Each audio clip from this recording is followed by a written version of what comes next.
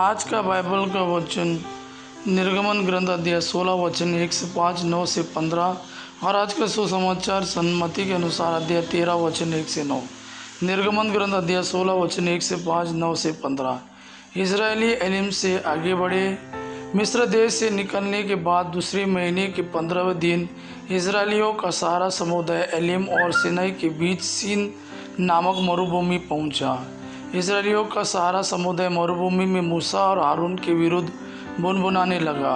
इजरायलियों ने उनसे कहा, हम जिस समय मिस्र देश में मांस की हड्डियों के सामने बैठे थे और इच्छा भर रोटी खाते थे, यदि हम उस समय प्रभु के हाथ मर गए होते तो कितना अच्छा होता। आप हमको इस मरुभूमि में इसलिए ले आए हैं कि हम सब के सब भूखों मर जाए। प्रभु ने मूसा से कहा, मैं तुम लोगों के लिए आकाश से रोटी बरसाऊंगा। लोग बाहर निकलकर प्रतिदिन एक एक दिन का भोजन बटोर लिया करेंगे। मैं इस तरह उनकी परीक्षा लूँगा और देखूंगा कि वे मेरी संहिता का पालन करते हैं या नहीं। छठे दिन उन्हें दूसरे दिनों की अपेक्षा दुगनी रोटी बटोर कर तैयार करनी चाहिए।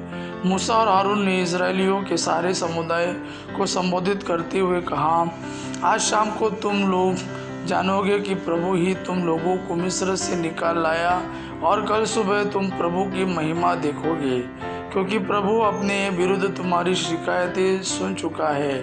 हम कौन होते हैं जो तुम हमारे विरुद्ध बुनवाते हो?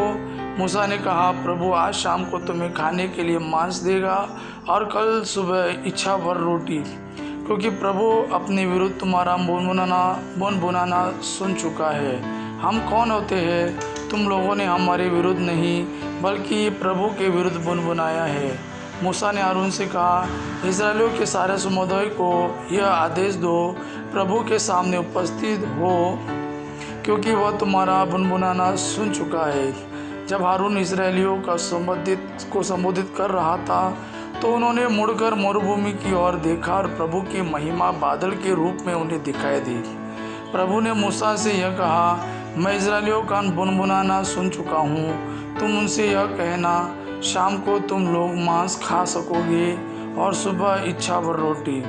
तुम सब जान जाओगे कि मैं प्रभु तुम लोगों का ईश्वर हूँ। उसी शाम को बटेरों का झुंड उड़ता हुआ आया और छावनी पर बैठ गया और सुबह छावनी के चारों ओर कोहरा छाया रहा।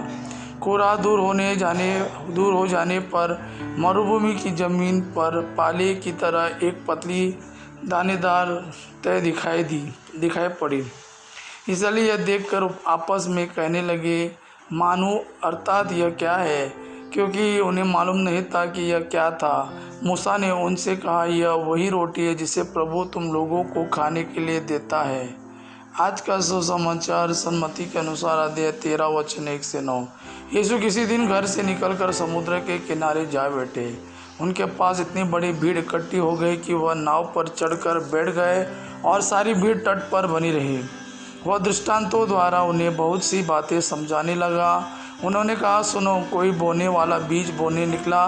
बोते बोते कुछ बीज रास्ते के किनारे गिरे और आकाश के पक्षियों ने आकर उन्हें चुग लिया। कुछ बीज पथरीली भूमि पर गिरे जहाँ उन्हें अधिक मिट्टी नहीं मिली। वे जल्द ही उग गए, क्योंकि उनकी मिट्टी गहरी नहीं थी।